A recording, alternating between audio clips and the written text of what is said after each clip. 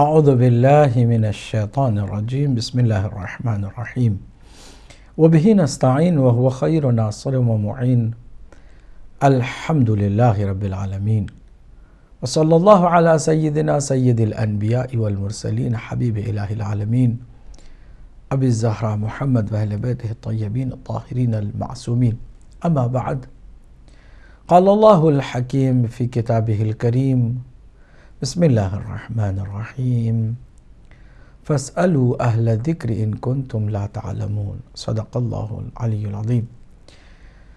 ناظرین محترم، اللہ سبحانہ وتعالیٰ کی حمد و ثنا اور تعریف و تمجید ہماری اپنی زندگی کا اہم ترین مقصد ہے۔ اس مقصد کو پورا کرتے ہوئے ایک اور اہم ایمانی فریضے کو نبھاتے ہیں، اور وہ ہے محمد مصطفیٰ صلی اللہ علیہ وآلہ وسلم اور آپ کے خاندان مطہر پر درود و سلام بھیجنا۔ ہم آپ کی خدمت میں بھی مخلصانہ اور مؤدبانہ سلام پیش کرتے ہیں اور آپ کا استقبال کرتے ہیں پروگرام کیجئے سوال میں۔ اس پروگرام کا بنیادی مقصد یہ ہے کہ آپ اپنے مذہبی اور دینی امور کے بارے میں آسانی کے ساتھ اس پلیٹ فارم سے معلومات حاصل کر سکتے ہیں۔ سوالیہ شکل میں آپ ہمارے ساتھ مخاطب ہوں گے اور ہم جوابی انداز میں آپ سے خطاب کرنے کی سعادت حاصل کریں گے۔ اللہ سبحانہ وتعالیٰ نے فرمایا ہے کہ جب تم نہیں جانتے ہو تو اہل ذکر سے پوچھ لیا کرو۔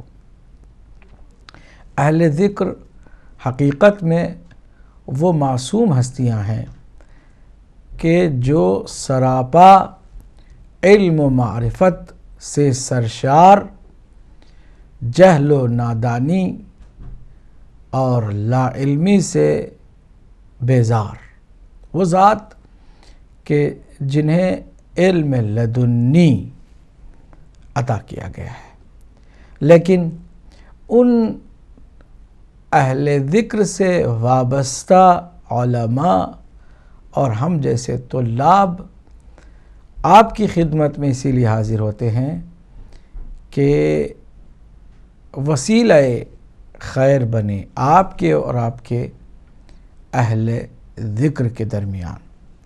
ہمارا کوئی کمال ذاتی نہیں ہے، بلکہ ہم آپ کی خدمت میں انہی کی بتائی ہوئی باتوں کو لے کر، انہی کے معارف کے چند گوہر پارے لے کر حاضر ہوتے ہیں اور آپ کے سوالوں کے جواب آپ تک پہنچانے کی سعادت حاصل کرتے ہیں۔ ہم یہ تو دعویٰ نہیں کرتے ہیں کہ ہر سوال کا جواب آتا ہے، لیکن یہ ضرور آپ سے چاہیں گے کہ ہر طرح کا سوال آپ کر سکتے ہیں۔ اگر جواب آتا ہے تو یہ آپ کے علم میں اضافے کا سبب بنے گا، اور اگر کوئی ایسا سوال آ جائے کہ جس کا جواب مجھے نہیں معلوم ہو تو میرے لیے بڑی ہی خوش نصیبی کا مرحلہ ہوگا کہ مجھے مزید سیکھنے کو ملے گا۔ اور سوال ایسا اگر آ جائے کہ جس کا جواب مجھے معلوم نہیں ہے تو پھر میری معلومات میں اضافے کا ایک بہانہ ہاتھ آئے گا۔ اس لیے آپ سے گزارش ہے کہ سوال ضرور آپ کریں، لیکن آپ کو یہ بھی معلوم ہے کہ سوال اگر صرف کسی کو مخمصے میں ڈالنے، کسی کو پریشان کرنے یا پھر کسی اور کے اعتقاد کا مذاق اڑانے کے لیے ہے تو پھر اس کا کوئی اجر بھی نہیں ہے، اس کا کوئی فائدہ بھی نہیں ہے۔ سوال مفید ہو، معلومات میں اضافے کے ساتھ ساتھ نیت میں بھی یہ ہو کہ ہم عملی طور پر اس جواب کو شامل کریں گے اپنی زندگی میں، ورنہ حقیقت یہ ہے کہ بہت سارے سوال برائے سوال جن کا کوئی معقول مقصد نہیں ہوتا، نتیجے میں ثواب بھی نہیں ملتا۔ پہلے کالر کو آج کے ہمارے اس پروگرام میں شامل کرنے کی سعادت حاصل کریں۔ السلام علیکم ورحمۃ اللہ۔ السلام علیکم ورحمۃ اللہ۔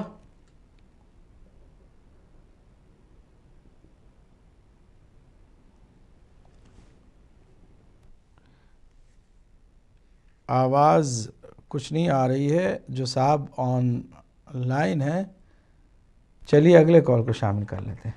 السلام علیکم ورحمۃ اللہ. وعلیکم السلام. میں جناب انیس حیدر صاحب، جی فرمائیے. سب سے پہلے میں یہ آپ سے یہ پوچھنا چاہوں گا کہ یہ فشار قبر جو ہوتا ہے، کیا گناہ زیادہ ہونے کی وجہ سے فشار قبر ہوتا ہے، یا یہ فشار قبر ہر ایک پر ہوتا ہے جو بھی دفن ہوتا ہے اس میں فشار قبر ہوتا ہے؟ اس میں چاہے علماء شامل ہوں یا عاجزہ شامل ہوں یا بڑے بڑے بزرگ جنہوں نے بہت نیک کام کیے ہیں، ان پر بھی فشار قبر ہوتا ہے. ٹھیک ہے. اور دوسرا ہے وہ بات میں پوچھنا چاہوں گا، وہ یہ ہے کمد اقرب، یہ ان کو کہا جاتا ہے کہ یہ مباح ہے یا اس پہ ان دنوں میں شادی نہیں کی جا سکتی یا کوئی ایسا کام نہیں کیا جا سکتا، نحس ہے. تو اس کے بارے میں اسلام کیا کہتا ہے؟ کیا ہمیں اس سے منع کیا گیا ہے یا اس کی کوئی صرف جو لوگ بیان کرتے ہیں کم اقرب میں شادی نہ کریں یا کوئی ایسا نیک کام نہ کریں یا سفر نہ کریں، تو اس کے بارے میں تھوڑا سا آپ وضاحت کر دیجیے گا. ٹھیک ہے، ضرور انشاءاللہ. بہت شکریہ آپ نے فون کیا اور سوال رکھے. 2 سوال آپ نے کیے ہیں، مزید انشاءاللہ آپ ہمارے ساتھ رہیں گے، آپ کے سوالوں کے جواب بھی آپ کو ملیں گے. اگلے کال کو شامل کرتے ہیں اگر کوئی ہے تو. چلیے، ہم یہ عرض کر رہے تھے کہ جواب انسان کو ملتا ہے اگر سوال کرتا ہے. تو سوال چابی ہے علم کی، معرفت کی، معلومات میں اضافے کی. لیکن اس میں نیت جو ہے وہ بہت زیادہ مؤثر ہوتی ہے. اگر ہماری نیت ہو کہ ہم سوال کر کے کچھ حاصل کریں، علم میں اضافے کے ساتھ ساتھ عمل کو بھی ملحوظ خاطر رکھیں، تو پھر تو یقیناً ہمارا اس وقت یہاں پر بیٹھنا، آپ سے گفتگو کرنا، آپ کا پوچھنا اور ہمارا جواب دینا سارا کا سارا عبادت کے کھاتے میں جائے گا، اور ہم سب انشاءاللہ المستعان ماجور ہوں گے اور مثاب ہوں گے انشاءاللہ. اگلے کال کو شامل کرتے ہیں. السلام علیکم ورحمۃ اللہ. السلام علیکم. وعلیکم السلام ورحمۃ اللہ. کون میرے بھائی ہیں، کہاں سے ہیں؟ جناب میں انڈیا سے بول رہا ہوں، شہزاد. شہزاد صاحب انڈیا سے بول رہے ہیں. انڈیا کے کس شہر سے بول رہے ہیں آپ؟ جی میں یو پی سے بول رہا ہوں. اچھا، یو کے سے بول رہے ہیں. طبعا میرا سوال یہ ہے کہ کیا مرنے کے بعد مرنے والا کا خمس ادا کیا جا سکتا ہے، اور ہے تو طریقہ کیا ہے؟ مرنے کے بعد میرا عزیز انتقال فرما گیا اور اس نے وہ حیات رہتے ہوئے اس کا خمس ادا نہیں ہوا، تو کیا مرنے کے بعد میں اس کا خمس ادا کر سکتا ہوں؟ اور اگر کر سکتا ہوں تو کیا طریقہ ہے؟ ٹھیک ہے، آپ کا سوال پہنچ گیا. انشاءاللہ آپ کے سوال کا جواب کو ملے گا. بہت شکریہ آپ کا شہزاد صاحب، آپ نے سوال کیا ہے اور یو کے سے آپ نے کہا کہ کیا ہے سوال. یہی ہے کہ سوال کریں گے تو معلومات میں بھی اضافہ ہوگا اور ساتھ ہی ساتھ ماجور بھی ہوں گے اور مثاب بھی ہوں گے. صرف ثواب اور اجر کے لیے نہیں، عمل کو اپنے بہتر بنانے کے لیے دنیا اور آخرت میں ہماری اپنی زندگی کے تمام امور اگر اللہ سبحانہ و تعالیٰ کے بتائے ہوئے قانون کے مطابق ہوں گے تو پھر ہماری زندگی کامیاب ہوگی. اور اگر خدا نخواستہ ہم نے کہیں اپنے جہل و نادانی کی بنیاد پر یا منمانی کے بنیاد پر کوئی ایسا کام کر ڈالیں جو اللہ کے قانون کے خلاف ہو، تو ہمیں اس کا خمیازہ بھی بھگتنا ہوگا. تیسرے کال کو آج کے ہمارے پروگرام میں شامل کرتے ہیں. السلام علیکم ورحمۃ اللہ. وعلیکم السلام. میرا چھوٹا جا سوال ہے پلیز. میں تشریح آ رہی ہے تو میاں میرا سنی ہے تو میں تو پیسے نہیں کماتی کہ میں حج تے جاواں تو میری خمس میں دے سکتی ہوں یا نہ دے سکتی؟ میں خود نہ کماتی. خود کماتی ہیں یا نہیں کماتی ہیں؟ نہیں، میں خود نہیں کماتی، بس گھر رہنی ہے. پلیز یہ ثواب دینا کہ میں خمس خالی حج پہ جاؤں تو میرے حج پہ پیسے ہیں تو خمس میں نہ دے سکتی دینا پیسے منو. ٹھیک ہے ٹھیک ہے حامیہ میرا ہیلپ سونا تعالیٰ پلیز. ٹھیک ہے پہنچ گیا سوال آپ کا. مہربانی. اللہ حافظ. آپ کا سوال بھی پہنچ گیا ہے. انشاءاللہ آپ کے سوال کا جواب بھی ہمیں توفیق ہوگی تو ہم دیں گے. جی ہاں جیسے جیسے کالرز آئیں گے ہم چاہتے ہیں کہ ان کو پہلے شامل کر لیں. جی السلام علیکم ورحمۃ اللہ. وعلیکم السلام مولانا، کیسے ہیں آپ؟ الحمدللہ. میرے بھائی کون ہے، کہاں سے ہیں؟ میں شبیر بولتا ہوں لندن سے. شبیر لندن سے، فرمائیے. مجھے ایک دو چھوٹے چھوٹے سوال. ایک جو ادھر کھانے پینے کی چیزیں آتی ہے جس میں وہ ای نمبرز ہوتے ہیں، E120 اور فلیورنگ وغیرہ جو بھی ہوتے ہیں، اس کی کہیں سے انفارمیشن مل سکتی ہے؟ اور دوسرا سوال ہے جو فش کے بارے میں، جو مچھلی ہم کھا سکتے ہیں اس کے دوسرے نام آتے ہیں، تو کیا اس کا بھی کہیں سے لسٹ مل سکتا ہے کہ جو ہم کھا سکتے ہیں وہ فش؟ بس یہی دو سوال تھے. Thank you. خدا حافظ. خدا حافظ. بہت شکریہ آپ نے سوال کیا. اگلے کال کو بھی شامل کرتے ہیں. السلام علیکم ورحمۃ اللہ. السلام علیکم. جی فرمائیے. علی مدد. مولا علی مدد. کون ہماری بہنیں، کہاں سے ہیں؟ جی میں لندن سے بول رہی ہوں. جی فرمائیے. میرا نام ریحان ہے. میں نے ایک سوال پوچھنا تھا کہ جیسے ہم نماز شب پڑھتے ہیں، جی نزدیک ہوتی ہے کہ فجر کی نماز سے پہلے پڑھ لی ہم نے، تو وہ کبھی جیسے لاسٹ سے ہمارا ایک رکعت رہ جاتی ہے وتر کی، یا نماز شفو ہوتی ہے، خالی نماز شب پڑھنا ہی کافی ہے یا نماز شفو اور نماز وتر بھی پڑھنا ضروری ہے؟ اگر ضروری اگر اکیلی نماز شب پڑھ لیں تو اس میں کیا ہے، وہ اس کا جواب بھی دے دیں. اور دوسرا یہ کہ جو نماز وتر ہے وہ اذان ہوتے تک پڑھ سکتے ہیں، جیسے اذان ہو رہی ہے تو ہم نماز وتر پڑھ رہے ہیں، اس کا جواب آپ دیں تو بہت مہربانی ہوگی. ٹھیک ہے ضرور. بہت شکریہ آپ کا. اللہ آپ کو سلامت رکھے. آپ ہمارے ساتھ رہیے گا، یقیناً آپ کے سوال کا بھی جواب دیا جائے گا. مزید کوئی کالر ہیں تو ان کو شامل کرتے ہیں. اچھا، پہلی بات تو یہ کہ ہم چاہ رہے تھے کہ پہلے سوالات اکٹھا کر لیں پھر جواب دیں، لیکن آہستہ آہستہ آپ آ رہے ہیں تو ہم بھی چاہتے ہیں کہ جو سوال آ چکے ہیں انہی پر گفتگو کریں. انیس حیدر صاحب نیو یارک سے، انہوں نے فشار قبر کے بارے میں پوچھا ہے کہ یہ کیوں ہوتا ہے فشار قبر، اور کیا یہ ہر ایک کے لیے ہوتا ہے. جی اگلے کال کو شامل کرتے ہیں. جی السلام علیکم ورحمۃ اللہ. وعلیکم السلام مولانا صاحب، آپ کو بہت بہت میری طرف سے سلام ہے. وعلیکم السلام. اور میں یہ پوچھنا چاہ رہی تھی کہ میں برمنگھم سے بات کر رہی ہوں، مسز عباس. میں یہ پوچھنا چاہ رہی تھی کہ صدقہ اور خیرات میں کیا فرق ہے، اور صدقہ خیرات یا پھر ایک ہی چیز ہے، اور کیا ان صدقہ خیرات کو جیسے شہید جیسے آج کل ہو رہے ہیں ہمارے مطلب شیعہ کمیونٹی کے لوگ بہت، تو ان کے لیے بہت سی فنڈ ریزنگ کی جاتی ہے، تو کیا ان میں دیا جا سکتا ہے؟ میں ویسے سید ہوں، اگر دیا جا سکتا ہے تو مجھے ضرور یہ بتائیے گا. بہت شکریہ مولانا صاحب.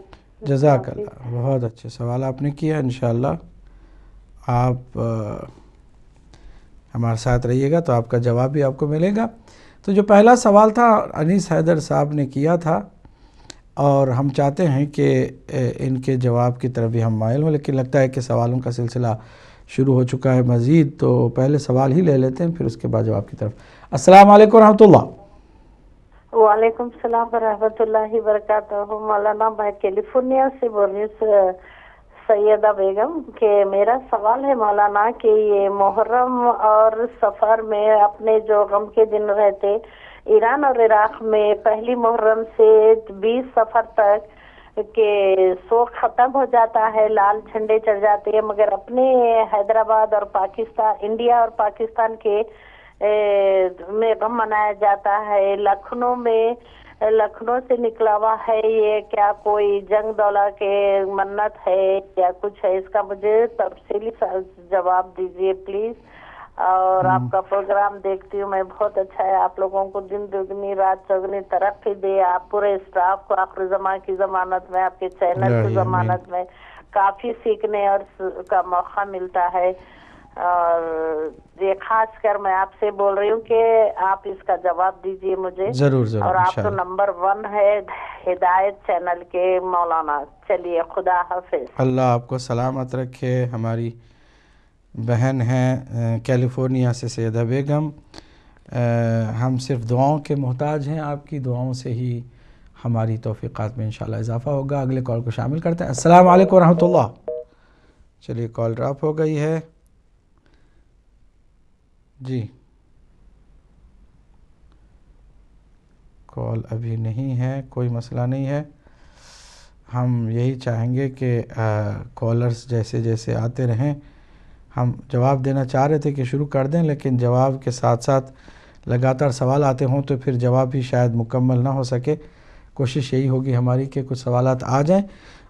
اگر تاخیر ہے تو ہم فشار قبر پر بات کریں گے کہ ہمارے بھائی انیس حیدر صاحب نیو یارک سے، انہوں نے پوچھا فشار قبر کیا چیز ہے. فشار قبر حقیقت میں برزخ کا پہلا پڑاؤ ہے. برزخ، عالم برزخ میں پہلا مرحلہ سزا اور مرحلہ عذاب یہی فشار ہے، فشار قبر. ہم اس پر بات کریں گے کالر کو شامل کرنے کے ساتھ. السلام علیکم ورحمۃ اللہ. السلام علیکم ورحمۃ اللہ. السلام علیکم ورحمۃ اللہ وبرکاتہ. وعلیکم السلام ورحمۃ اللہ.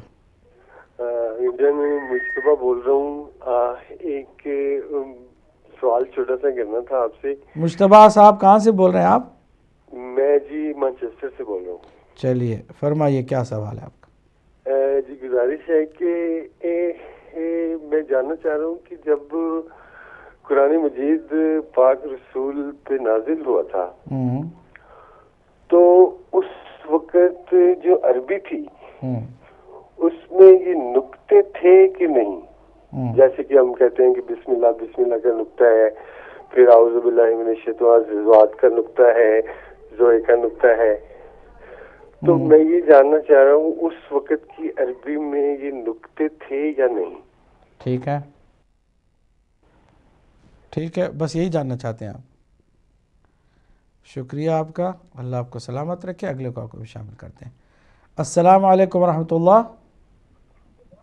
جی وعلیکم السلام مولانا. میں ذیشان حیدر بول رہا ہوں جرمنی سے، اور میرے 2 چھوٹے چھوٹے سوال ہیں. جناب ذیشان حیدر صاحب فرمائیے. جی پہلا سوال تو یہ ہے کہ ہم اپنے ائمہ کی ہیں اور اپنے مردوں کی فاتحہ بھی دیتے ہیں اور بکثرت دیتے ہیں. تو سوال یہ ہے کہ کیا ان دونوں میں کوئی واضح فرق ہونا چاہیے؟ اور دوسرا میرا ایک سوال چھوٹا سا یہ ہے کہ کیا ہمارے کسی امام سے متعلق کوئی ایسی روایت یا حدیث موجود ہے جس میں انہوں نے رے سے شروع ہونے والے اسلامی مہینوں کے اندر مچھلی کھانے سے منع کیا ہو؟ رے سے شروع ہونے والے مہینوں میں مچھلی کھانے سے منع کیا ہو. چلیے اور کوئی سوال ہے ذیشان صاحب؟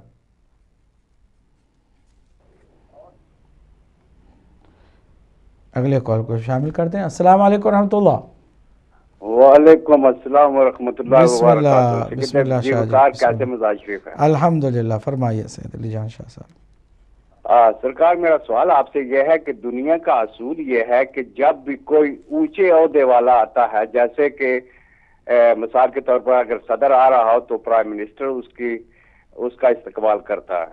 جی تو سرکار دو جہاں صلی اللہ علیہ وآلہ وسلم رتبے میں ہار جوت میں سرکار علیہ السلام سے افضل تھے. بے شک. تو حضرت علی علیہ السلام کا استقبال اونچا رتبہ ہونے میں سرکار نے کیا. جی تو کیا اس میں یہ اس لیے کہ مددگار بعد میں آتے ہیں جب مدد کی ضرورت ہوتی ہے اس لیے تھا؟ تو دوسرا میرا سوال آپ سے یہ تھا کہ وہ میرے ذہن سے نکل گیا. چلو اسی پہ اتفاق کرو. شکریہ. ٹھیک ہے. زبردست سوال بھی زبردست ہے. انشاءاللہ اس پر گفتگو کریں گے. اگر کوئی اور کالر ہیں تو ضرور ان کو بھی شامل کرتے ہیں. جی السلام علیکم ورحمۃ اللہ. وعلیکم السلام مولانا صاحب. میں علی رضا بات کر رہا ہوں مانچسٹر سے. علی رضا صاحب منچسٹر سے، فرمائیے کیا سوال ہے؟ مولانا صاحب میرے دو سوال ہیں. جی بسم اللہ. یہ ہے کہ انا اعطینا کل کوثر کب نازل ہوئی اور کن پہ نازل ہوئی؟ اور دوسرا میرا سوال ہے کہ تلقین کرنا سنت ہے یا نہیں ہے، یا واجب ہے یا سنت ہے؟ کیا کرنا؟ تقلید. تقلید. اچھا جی یہ واجب ہے یا سنت ہے؟ کیونکہ میں نہیں، یہ میرے دو سوال ہیں. جزاک اللہ جزاک اللہ. علی رضا صاحب اللہ آپ کو سلامت رکھے، آپ نے دونوں سوال بہت عمدہ کیے ہیں. اگلے کال کو شامل کرتے ہیں. کال ڈراپ ہو گئی یا کوئی مسئلہ ہوا؟ اگر کوئی اور کالر ہے تو. السلام علیکم ورحمۃ اللہ. وعلیکم السلام. جی کون، کہاں سے؟ جی میں مدیحہ ناصر بول رہی ہوں مانچسٹر سے. مدیحہ ناصر، جی فرمائیے سوال کیا ہے؟ ہاں جی میرا سوال یہ ہے کہ نماز شب میں ہم اپنے اماموں کے نام لے سکتے ہیں؟ جب ہم مغفرت کے لیے دعا کرتے ہیں تو ہم اپنے اماموں کے نام لے سکتے ہیں جب ہم نئے 40 نام لینے ہوتے ہیں؟ ٹھیک ہے ٹھیک ہے. امام سے جاتے ہیں اپنی منجات میں کہتے ہیں کہ اللہ ہمیں معاف کر دے، شیطان سے ہمیں دور کر دے، تو وہ یہی چاہیں گے کہ ہم ان کے لیے دعا کریں نا؟ ٹھیک ہے، آپ کا سوال ہم تک پہنچ گیا ہے. انشاءاللہ ہم آپ کی خدمت میں ضرور اس کا جواب دیں گے. بہت شکریہ ہماری بہن مدیحہ ناصر. مزید سوال ہوں تو ہم لیں گے.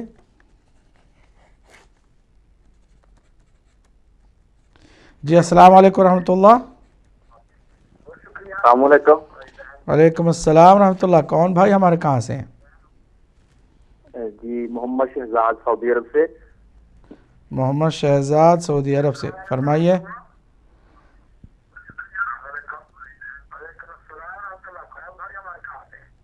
آپ اپنے فون پر بات کریں، مہربانی کریں. جی سوال پوچھنا تھا. جی شیعہ مسلمان ہے یا کافر؟ کون؟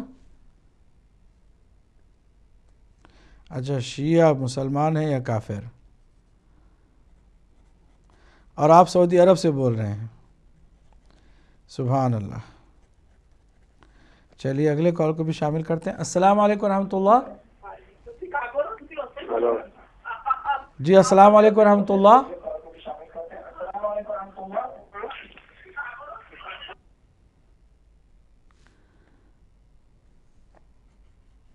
چلیے لگتا ہے کہ السلام علیکم ورحمۃ اللہ. السلام علیکم. جی وعلیکم السلام. میں یہ پوچھنا چاہ رہی تھی کہ دعا آپ اپنا نام بتائیں گے؟ وارث اور زیارت عاشورہ یہ ایک ہی ہے یا یہ مطلب کہتے ہیں نا کہ ان کا پڑھنے کا بڑا ثواب ہے، تو زیادہ تر زیارت وارث پڑھتے ہیں، تو آپ پلیز یہ بتائیے گا کہ زیارت وارث یا زیارت عاشورہ ہیں تو فرق، لیکن زیادہ ریکمینڈ کون سی آپ کرتے ہیں؟ آپ اپنا نام بتائیں گی بہن؟ جی مسز نقوی. اوکے جی السلام علیکم. مسز نقوی کہاں سے بول رہی ہیں؟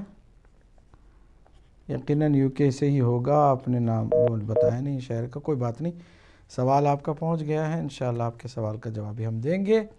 مزید ہم 3 اور کال لیں گے، اس کے بعد پھر سلسلہ کالز کا روک دیں گے جوابوں کی طرف. السلام علیکم ورحمۃ اللہ. وعلیکم السلام. جی کون ہمارے بھائی ہیں، کہاں سے ہیں؟ جی ذوالفقار علی بول رہا ہوں باغ آزاد کشمیر سے. آزاد کشمیر سے، جی فرمائیے. جی قبلہ سے ایک سوال تھا. فرمائیے سوال کیا ہے آپ کا؟ جی قبلہ اچھا سوال یہ ہے قبلہ کہ یہ جو نصیری کے بارے میں ہمارا عقیدہ ہے نا اہل تشیع کے نزدیک، پوچھنا یہ چاہتا ہوں کہ نصیری کو جناب امیر نے کیا اللہ کے حکم سے چھوڑا تھا یا کہ اپنی مرضی سے؟ کہاں چھوڑا تھا؟ جو دوبارہ زندہ کر کے چھوڑ دیا تھا. چھوڑا نہیں تھا، جلا دیا تھا. آپ کو کسی نے غلط یعنی وہ اس کا پھر باقی کیسے رہا؟ وہ باقی وہ نہیں رہا جو آیا تھا، اس کی سوچ بہت سارے لوگوں نے اختیار کر رکھی تھی، وہ سوچ باقی رہی. وہ جو آ کے سامنے اس نے مولا علی کو خدا کہا تھا وہ تو زندہ نہیں رہا، مولا علی نے اس کو جلا دیا تھا.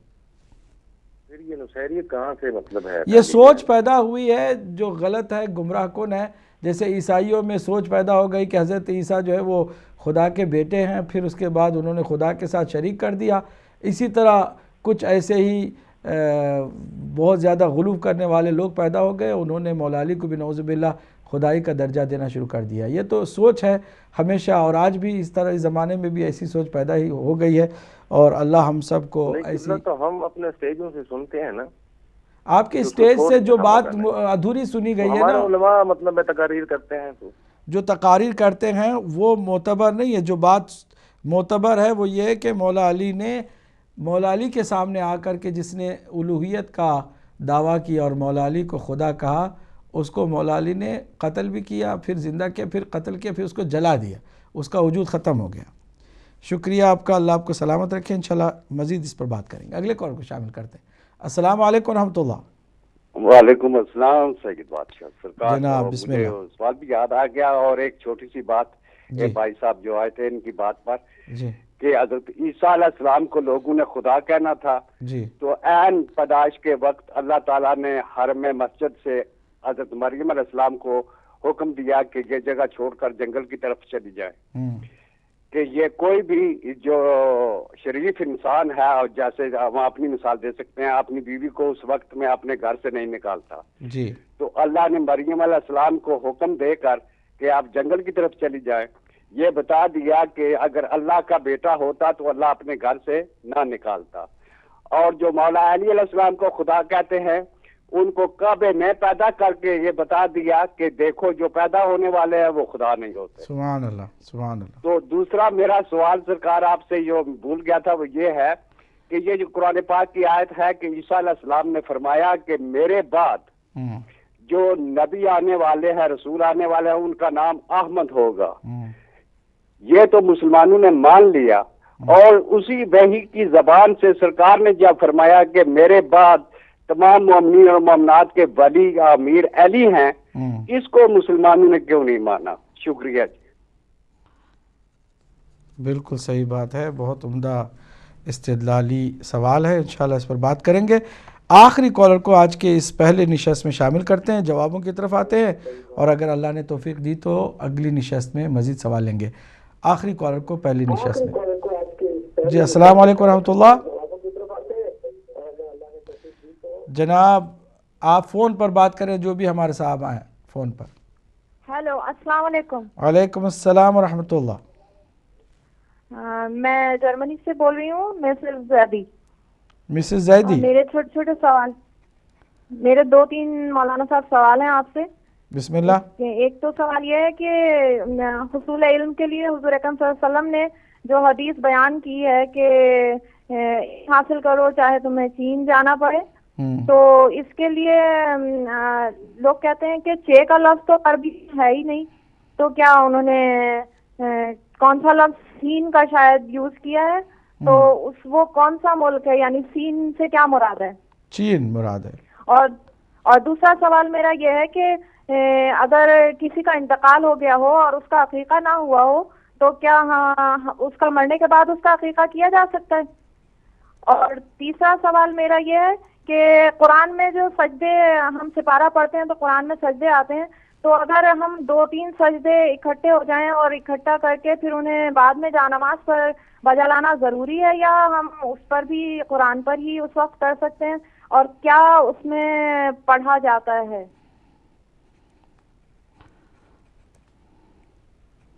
بس یہی آپ سے پوچھنا. ٹھیک ہے، بہت شکریہ مسز زیدی جرمنی سے.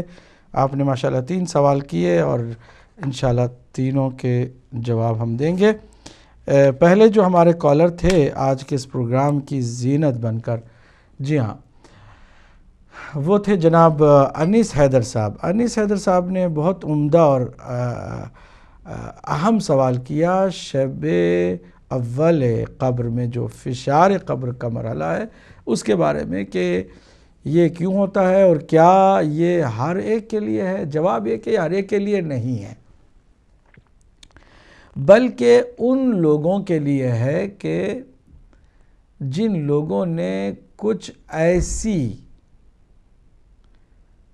غلطیاں یا ایسے گناہ کیے ہیں کہ جن گناہوں کا اثر فوراً مرتب ہوتا ہے۔ فشار قبر برزخ کے عذاب کا پہلا مرحلہ۔ فشار قبر کہتے ہیں جو زمین کے دو حصے قبر کے اندر ہوتے ہیں، یہ دونوں بالکل اس کو دبانے کے لیے ایک دوسرے کے قریب آتے ہیں، زمین تنگ پڑ جاتی ہے اور اسے ایسے مسل دیتے ہیں جیسے کوئی دانہ چکی کے دو پارٹ کے درمیان آ جاتا ہے۔ بہت دردناک اور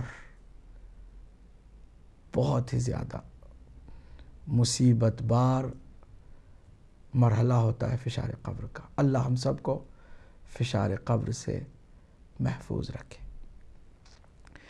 کچھ علماء اخلاق نے گناہ بتائے ہیں اہل بیت اطہار کی روایات کی روشنی میں کہ وہ جو روایات ہیں ان میں یہ بتایا گیا ہے کہ فشار قبر کن گناہوں کی وجہ سے ہوتا ہے۔ فشار قبر کے لیے جو پہلا خطرناک گناہ بتایا گیا کہ جس کی کم سے کم سزا فشار قبر ہے، وہ یہ کہ بد زبانی، زبان سے کسی کو اذیت پہنچاتے رہنا، زبان کو زہریلی بنا کر سانپ کے زہر سے زیادہ، بچھو کے ڈنگ سے زیادہ، بھیڑیے کے خطرناک وحشتناک ناخن سے زیادہ انسان بنا لیتا ہے۔ اپنی بات کڑوی، تلخ، توہین آمیز، گستاخی، اہانت، گالی گلوج، طنز، طعنہ اور اس طرح کی بے شمار زبانی جو انسان غلطیاں کرتا ہے اور گناہ کرتا ہے، اس کا لازمہ ہے فشار قبر۔ اب یہ جو جس کی زبان اتنی نقصان پہنچانے والی، مضر، ایذا رساں ہوگی، فرق نہیں پڑتا کہ عقیدے میں وہ کتنا مضبوط تھا، اس سے بھی کوئی فرق نہیں پڑتا کہ باقی اس کے اعمال درست تھے کہ نہیں تھے، اس سے بھی کوئی فرق نہیں پڑتا کہ وہ عام آدمی تھا یا کوئی ڈگری والا تھا، کوئی مورخ تھا، کوئی محدث تھا، کوئی عالم دین تھا، کوئی مفتی تھا، مجتہد تھا، کوئی بھی ہو، اگر خدا نخواستہ کسی کی زبان ایسی ہے، بد زبانی، بد کلامی، زبان کو دوسروں کو نقصان پہنچانے کے لیے استعمال کرنے والا، یہ ضرور فشار قبر سے دوچار ہوگا۔ دوسرے کہتے ہیں کہ پڑوسیوں کو، رشتہ داروں کو، بیوی اور بچوں کو جو تکلیف پہنچاتا ہے، اگرچہ پہلی والی بات ہی میں یہ دوسری والی بات آ سکتی ہے، کیونکہ بد کلامی اور بد زبانی کا ہی یہ نتیجہ ہے کہ پڑوسی بھی اس سے نالاں ہوتے ہیں، رشتہ دار بھی، اس کے اپنے بیوی بچے بھی اس سے تنگ آ چکے ہوتے ہیں۔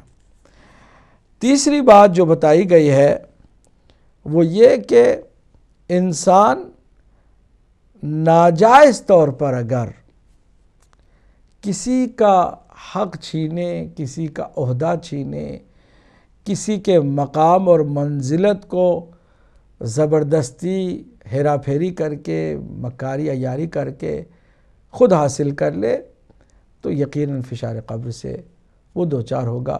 اور بہت ساری باتیں بتائی گئی ہیں، ہم اس پر اکتفا کرتے ہیں۔ کاش ہم ان سب باتوں کو سمجھتے اور سمجھنے کے بعد کوشش کرتے کہ ان گناہوں سے اپنے آپ کو بچائیں اور ہم بچاتے رہیں، تاکہ کسی بھی لحاظ سے کوئی بھی فشار کا مرحلہ ہمارے ساتھ نہ ہو مرنے کے بعد۔ قمر در عقرب کے بارے میں آپ نے پوچھا ہے۔ قمر در عقرب کی شرعی کوئی حیثیت نہیں ہے، نوٹ کریں میں جو کہہ رہا ہوں، توجہ سے سنیے، شرعی کوئی حیثیت نہیں ہے، یعنی شریعت میں جہاں حلال، حرام، واجب، مستحب، مکروہ، مباح بتائے جاتے ہیں، وہاں یہ نہیں بتایا گیا ہے کہ قمر در عقرب ہو تو نکاح کرنا حرام ہے یا کوئی معاملہ کرنا حرام ہے یا اس طرح کی کوئی بات ہے. کوئی اس طرح کے حرام والی شریعت میں کوئی بات نظر نہیں آتی ہے. البتہ کچھ روایات کے پیش نظر علماء یہ فرماتے ہیں کہ احتیاط کرنے میں بھی کوئی حرج نہیں ہے. اگر کہا جاتا ہے کہ یہ وقت قمر در عقرب کا ہے اور بہتر ہے کہ اس وقت جو ہے وہ ہم بستری نہ ہو یا پھر نکاح نہ ہو، تو احتیاط کر لینے میں کیا حرج ہے. اللہ نے اور بھی بہت سارے اچھے وقت ہمارے لیے عنایت فرمائے ہیں. تو علماء بعض احتیاط کی ضرور بات کرتے ہیں، لیکن شرعی طور پر اس کی کوئی شرعی حیثیت نہیں ہے. شہزاد صاحب یو کے سے سوال انہوں نے کیا کہ مرنے کے بعد کیا جو مر چکا ہے اس کی طرف سے خمس دیا جا سکتا ہے؟ بالکل دینا چاہیے. نوٹ کیجئے گا کہ اگر کوئی انسان مر جاتا ہے نا تو اس کے جتنے واجبات ہیں ان واجبات کو جب تک پورا نہیں کیا جاتا اس وقت تک اس کے مال میں اس کے ورثہ بھی تک وہ تصرف نہیں کر سکتے ہیں. اس کے بیٹے، اس کے بھائی، اس کے رشتہ دار جتنے بھی اس کے وارث ہوں گے، ان وارثوں کا پہلا بنیادی فرض یہی ہوگا کہ جتنی رقم اس نے چھوڑی ہے بینک بیلنس میں، جو اس کی مالی لاگت ہوگی، اس سب کو اکٹھا کریں اور اس کے واجبات کو ادا کریں. خمس نہیں دیا ہے، خمس نکال کے دیں، اسے الگ کریں. نمازیں نہیں پڑھی تھیں، نمازوں کے لیے اس کی قضا نمازوں کا اہتمام کرے. روزے نہیں رکھے تھے، اس کا اہتمام کرے. حج نہیں گیا تھا، حج کا انتظام کرے. جتنی بھی واجبات ہیں، یا قرضہ کسی کا لیا تھا اور وہ اس دنیا سے چلا گیا تو اس کے قرضے کو ادا کرے. یہ نہیں کہ اب مرنے والا تو مر گیا ہے، اب اس کی جو بھی دولت ہے، جو بھی پراپرٹی ہے، رشتہ دار سمجھیں کہ اب ہمارا حق ہے، ہم آپس میں تقسیم کر لیں. حرام ہے. حرام ہے کہ اس کے واجبات کی ادائیگی سے پہلے اس کی میراث میں کوئی تصرف کرے. یہ بات واضح کرنا چاہتا ہوں. لہٰذا اسی سے آپ کے سوال کا جواب بھی مل گیا کہ اس کا خمس ضرور ادا کرنا چاہیے. لیکن اگر مرنے والے کی کوئی پراپرٹی نہیں تھی، وہ مر گیا ہے لیکن اس کا کوئی مال نہیں ہے پیچھے، تو کیا کسی اور کو اس کا خمس دینا چاہیے؟ کوئی خمس بنے تو پھر دینا نا.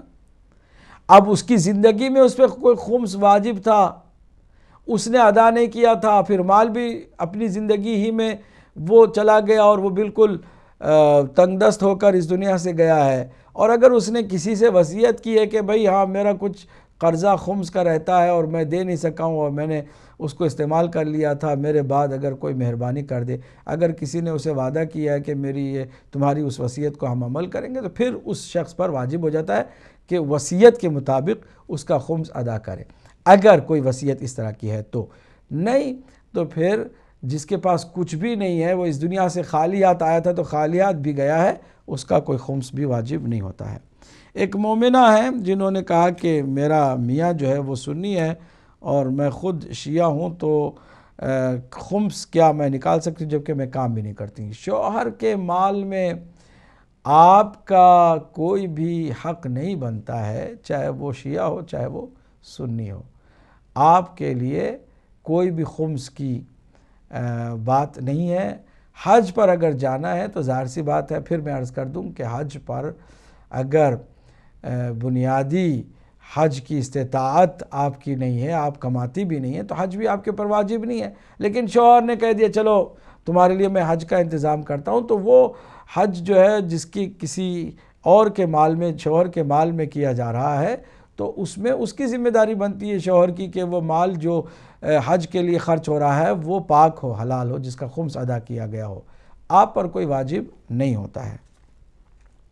شبیر صاحب لندن سے پوچھا ہے کہ وہ جو مختلف پروڈکٹس میں جو کوڈ آتے ہیں ٹی یا ڈی کوڈز، اس کی فہرست کہاں سے مل سکتی ہے، یا جو حلال فش ہیں اس کی فہرست کہاں سے مل سکتی ہے؟ دونوں کا تعلق جو ہے گوگل انجن سے ہے، مجھ سے نہیں ہے. عباس عابدی لسٹ لے کر یہاں پر نہیں بیٹھا ہے. آپ آرام سے بیٹھ کے انٹرنیٹ میں دونوں کی لسٹ نکال سکتے ہیں اور آپ کو وہ کوڈز بھی مل جائیں گے، اس کی تفصیل بھی، اور فش جو حلال ہیں اس کی بھی فہرست آپ کو انٹرنیٹ سے مل جائے گی. تھوڑی سی آپ زحمت گوارہ فرما لیں. ریحانہ ہماری بہن ہے لندن سے، نماز شب کے بارے میں پوچھا ہے کہ نماز شب کیا پورے 11 رکعت نماز پڑھنا ضروری ہے یا پھر شفع اور وتر کی نماز جو 3 رکعت نماز ہے 2 اور 1 3 رکعت اس کو چھوڑا جا سکتا ہے یا پھر پورے 11 رکعت پڑھنا ضروری ہے؟ جواب یہ ہے کہ نماز شب جو ہے تہجد کی نماز ایک مستحب مؤکد امر ہے، بہت زیادہ اس کا ثواب ہے، لیکن جتنا آپ کر سکتے ہوں آپ کر سکتی ہیں، ضروری نہیں ہے کہ پورے 11 رکعت نماز پڑھیں، نہیں، اگر آپ کی توفیق ہوئی 4 رکعت پڑھیں، 3 رکعت پڑھیں، 8 رکعت پڑھیں، آپ اتنا ہی پڑھیں، کوئی حرج نہیں ہے، ثواب آپ کو جتنا پڑھیں گی اتنا ملے گا آپ کو۔ پورے 11 رکعت پڑھیں گی، 11 رکعت پڑھیں گی، بہت زیادہ ثواب۔ دوسرا سوال آپ کا یہ تھا کہ کیا اذان ہو رہی ہو فجر کی تو نماز وتر ہو رہی ہے، نماز شفع ہو رہی ہے تو کیا ہم پڑھ سکتے ہیں؟ آپ کو کنٹینیو کرنے میں کوئی حرج نہیں ہے، یہ نماز اپنی تمام کر لیں، فجر کی نماز پڑھیں، یا پھر فجر کی نماز کے لیے بیچ میں بریک دیں، فجر کی نماز نافلے کی اس کی اور فجر کی نماز پڑھ لیں، پھر جو بچ گئی ہے نماز شب کی رکعتیں، نماز وتر ہے، نماز شفع ہے یا اس سے پہلے کی کوئی نماز ہے، اس کو اگر آپ کنٹینیو کرنا چاہیں نماز فجر کے بعد بھی کر سکتی ہیں۔ حتیٰ مستحب ہے کہ نماز فجر کے بعد بھی اگر آپ کو پوری نماز تہجد پڑھنے کا موقع ملے تو آپ پڑھیں، کوئی حرج نہیں ہے، دن میں بھی کوئی موقع ملے تو پڑھیں، یہ چونکہ مستحب نماز ہے اس لیے اس کی جو فضیلت کا وقت ہے وہ تو فجر کی نماز سے پہلے کا وقت ہے جس میں زیادہ ثواب ملے گا، لیکن اس کا مطلب یہ نہیں کہ آپ کسی اور وقت میں نماز نہیں پڑھ سکتی ہیں۔ تہجد کی نماز کسی بھی وقت میں آپ کو جو ہے توفیق ہو جائے آپ پڑھیں، اس کا ثواب آپ کو ضرور ملے گا، اگرچہ وہ فضیلت کے وقت کی جو نماز ہے اس کا جو ثواب ہے وہ نہیں ملے گا، لیکن بہرحال نماز تہجد کا ثواب آپ کو ضرور ملے گا۔ مسز عباس ہیں برمنگھم سے، بہت عمدہ سوال کیا ہے کہ صدقہ اور خیرات میں کیا فرق ہے، اور کیا خیرات یا صدقہ جو ہے وہ شہید کے فیملیز کو جو آج کل کچھ لوگ اکٹھا کر کے بھیج رہے ہیں اس میں دیا جا سکتا ہے کہ نہیں، اور وہ خود فرما رہی ہیں کہ سید بھی ہیں۔ پہلی بات تو واضح کر دوں کہ صدقہ اور خیرات میں بنیادی فرق یہ ہے کہ صدقے کی آپ نے نیت کی ہے تو اس میں ریسٹرکشنز یہ ہوں گی کہ صدقہ صرف اور صرف سید کو لگ سکتا ہے اور غیر سید کو بھی لگ سکتا ہے، لیکن غیر سید کا صدقہ سید غریب کو دیا نہیں جا سکتا ہے، یہ ریسٹرکشن اس میں آتی ہے۔ لیکن خیرات میں ایک عطا ہے، ہدیہ ہے، تحفہ ہے، کسی پر کرم کرنا ہے، عنایت کرنا ہے، اور ایسے ہی جو ہے وہ عطا کرنے والی بات ہے، سخاوت کی بات ہے، نیکی کرنے کی بات ہے، لہٰذا اس میں وہ ریسٹرکشن نہیں ہے۔ یعنی اگر غیر سید کوئی خیرات میں نیکی کی نیت کر کے، خیر کی نیت کر کے کوئی مال کسی سید کو دینا چاہتا ہے تو وہ دے سکتا ہے، وہ صدقہ نہیں ہے کیونکہ صدقے کی اس نے نیت نہیں کی ہے۔ یہ آپ کو فرق واضح کر دیا میں نے۔ اگر سید ہے تو پھر تو کسی کو بھی دے سکتا ہے، سید کو بھی غیر سید کو بھی، یہ تو صدقے میں بھی وہی بات ہے، خیرات میں بھی وہی بات ہے۔ شہداء کی جو فیملیز ہیں اگر محتاج ہیں تو ان کو آپ ضرور، آپ سید ہونے کے ناطے تو آپ بھیج دیں، کسی بھی سید ہو یا غیر سید ہو سب کو وہ صدقہ لگ سکتا ہے، یا پھر خیرات ہے تو پھر تو اس میں کوئی پرابلم ہی نہیں ہے۔ ضرور شہداء کی، اگر کوئی شہداء کی فیملیز کی مدد کرنا چاہے تو وہ ضرور کرے، اس میں بخل نہ کرے، اس میں وسوسے کا شکار بھی نہ ہو، بلکہ صحیح سورس جیسے ہی اسے یقین آ جائے کہ یہ سورس صحیح ہے تو ضرور شہداء کی فیملیز کی خدمت کریں۔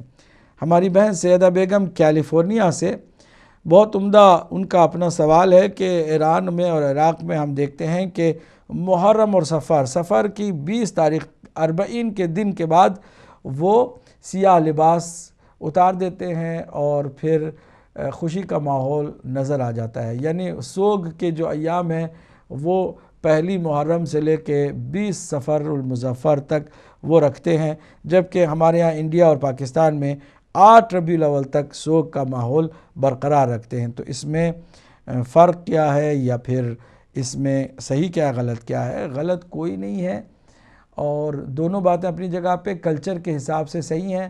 ان کا اپنا ماحول ہے، ہمارا اپنا ماحول ہے، ہمارے ماحول میں باقی جو 20 سفر کے بعد کی بھی جو غم کی مناسبتیں ہیں ان کو پیش نظر رکھتے ہوئے، ان کو ملحوظ خاطر رکھتے ہوئے ہم ایکسٹینڈ کر دیتے ہیں کہ 8 ربیع الاول جہاں امام حسن عسکری علیہ السلام کی شہادت کا دن ہے وہاں تک اس کو ایکسٹینڈ کر کے لے کے جائیں، لیکن درمیان میں اگر بریک ہو تو کوئی حرج نہیں ہے۔ مثلا ماہ سفر کی 7 تاریخ کو امام موسیٰ کاظم علیہ السلام کی ولادت کا دن ہے، اگر اس ایک دن آپ نے خوشی کا ماحول پیدا کیا تو آپ نے حق ادا کیا خوشی میں خوشی منانے کا اور غم میں غم منانے کا۔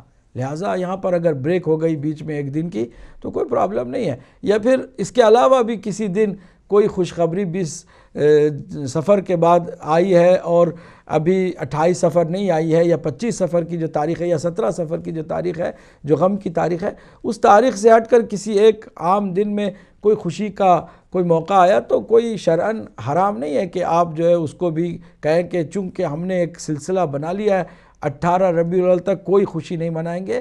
یہ بھی ایسی جو ہے نا سختی کرنا بھی کوئی شریعت میں نہیں کہا گیا کہ آپ سختی کریں، لیکن یہ جو عقیدت اور ارادت اور محبت کی بات ہے کہ وہ 8 ربیع الاول تک لگاتار سوگ کا ماحول رکھتے ہیں، یہ بھی کافی قدردانی کے قابل بات ہے اور یہ بھی عقیدت کی بات ہے۔ یہ ساری باتیں جو ہے رسم اور اپنے کلچر اور اپنے ماحول کے حساب سے مختلف ہے، ورنہ محبت ہے تو خوشی میں خوشی اور غم میں غم ہی ہے، اور اس میں کسی طرح کا کوئی بھی مسئلہ نہیں ہوگا۔ امید ہے کہ جواب ہم نے آپ کی خدمت میں دے دیا ہو۔ مجتبہ ہمارے بھائی منچسٹر سے سوال ان کا یہ ہے کہ جب قرآن نازل ہوا تھا سرکار دو عالم محمد مصطفیٰ صلی اللہ علیہ وآلہ وسلم پر، تو عربی زبان میں جو نقطے تھے کیا اس زمانے میں بھی نقطے تھے؟ جواب یہ کہ نہیں، نقطے نہیں تھے۔ بعد میں مولا علی علیہ السلام کی تعلیمات کے نتیجے میں نقطے گزاری کی گئی، اور یہ کام بعد میں جا کے حجاج بن یوسف ثقفی کے زمانے میں شباب کو پہنچا، اور باقاعدہ نقطوں کی صحیح معنوں میں پہچان بھی ہوئی اور لوگوں کو نقطوں کے ذریعے سے قرآن پڑھنے میں آسانی بھی ہوئی۔ ذیشان حیدر صاحب جرمنی سے سوال کیا کہ ہم لوگ سورہ فاتحہ ائمہ معصومین کے نام پر بھی اور مردوں کے نام پر بھی پڑھتے ہیں، تو کیا دونوں کے لیے اس طرح کرنا جائز ہے؟ دیکھیے، نیت پر ڈیپینڈ کرتا ہے۔ ہم ائمہ معصومین کے لیے ثواب پہنچاتے ہیں تو اس کا مطلب یہ نہیں کہ وہ ثواب کے محتاج ہیں، یا ہمارے دیگر جو غیر معصوم معمولی عام مومن اور مومنہ ہیں ان کی طرح ہیں، نہیں، وہ ان کے صدقے میں کائنات کے جتنے بھی گنہگار ہیں ان کو بخشا جائے گا۔ وہ شفاعت کرنے والے ہستیاں ہیں، وہ معصوم ہستیاں ہیں، انہوں نے کوئی گناہ نہیں کیا کہ ہم ان کی مغفرت کے لیے کوئی دعا کریں، لیکن ہم ہدیہ کرتے ہیں تو بہترین ہدیہ کرتے ہیں۔ قرآن مجید میں بہترین جو سورہ فاتحہ ہے، اور سورہ فاتحہ کو ہم ہدیہ کرتے ہیں، ہم ہدیہ کرتے ہیں معصومین کی ارواح کو شاد کرنے کے لیے اور ہماری اپنی محبت اور اٹیچمنٹ کو دکھانے کے لیے، اپنی ان کے ساتھ لگن، اٹیچمنٹ، محبت، افیکشن کو ظاہر کرنے کے لیے ہم ہدیہ کے طور پر پڑھتے ہیں، نہ یہ کہ ان کی مغفرت کی ہم کوئی بات کرتے ہیں۔ البتہ ہمارے اپنے مردوں کے لیے مغفرت کی ان کو ضرورت بھی ہے، وہ محتاج بھی ہیں، ہم ان کی مغفرت کے سامان مہیا کرتے ہوئے یہ کام کرتے ہیں۔ اور آپ کا ایک اور سوال تھا کہ رے سے شروع ہونے والے مہینوں میں مچھلی کھانے کو کسی روایت میں منع کیا ہے۔ شرعی طور پر اس کی کوئی حیثیت نہیں ہے، یہ کسی نے اپنی طرف سے کوئی بات بنائی ہے، یا کوئی روایت بھی ہے تو وہ ضعیف روایت ہے، اس پر عمل کرنا کوئی ضروری نہیں ہے، لہٰذا ایسی باتوں پر آپ دھیان نہ دیں، بلکہ شرعی طور پر جہاں کسی چیز کو حلال کہا گیا ہے وہ قیامت تک کے لیے حلال ہے اور ہر موسم میں حلال ہے۔ امید ہے کہ آپ کو یہ جواب صحیح معنوں میں پہنچ گیا ہوگا۔ ہم مختصر بریک کی طرف جا رہے ہیں، اس کے بعد ہم آپ کی خدمت میں ہوں گے، آپ بھی ہمارے ساتھ رہیے گا، ہم آپ کے ساتھ انشاءاللہ اگلے سفر کو بھی طے کریں گے انشاءاللہ المستعان۔